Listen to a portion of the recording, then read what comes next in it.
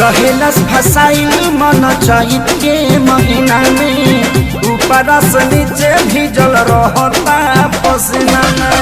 रहेलस फसाइल मन चैत के महीना में ऊपर से नीचे भीजल रहता पसीना में।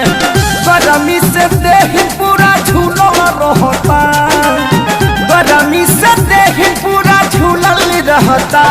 सूती कास के सवेरे साड़ी खुलल रहता, सूती कास के सवेरे सड़िया खुलल रहता।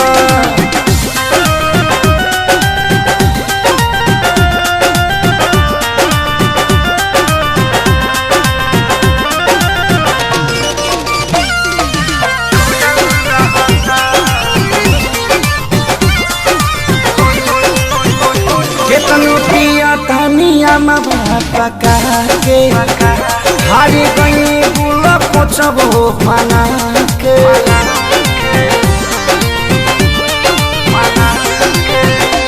केतनो पिया तनिया मवा पका के हारी गई बुल पोछबो मना के। रहे कुछ न याद सब भूलल रहता, रहे कुछ न याद सब भूलल रहता। सूती कास के सवेरे साड़ी खुलल रहता, सूती कास के सवेरे सड़िया खुलल रहता।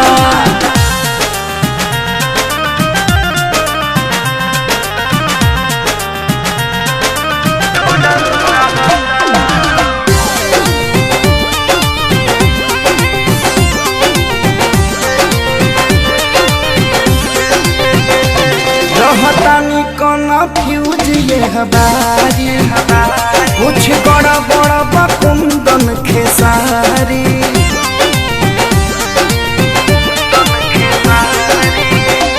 रहतानी कन्फ्यूज ये हमारी, कुछ बड़ी बड़ी बकुंदन खेसारी। हमारा से सोनू मिलल जुलल रहता, हमारा से सोनू मिलल जुलल रहता।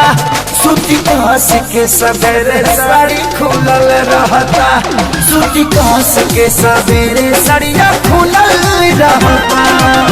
रहेलस फसाइल मन चैत के महीना में ऊपर से नीचे भीजल रहता पसीना में।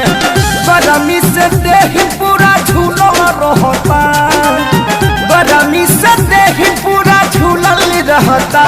सूती कास के सवेरे साड़ी खुलल रहता, सूती कास के सवेरे सड़िया खुलल रहता।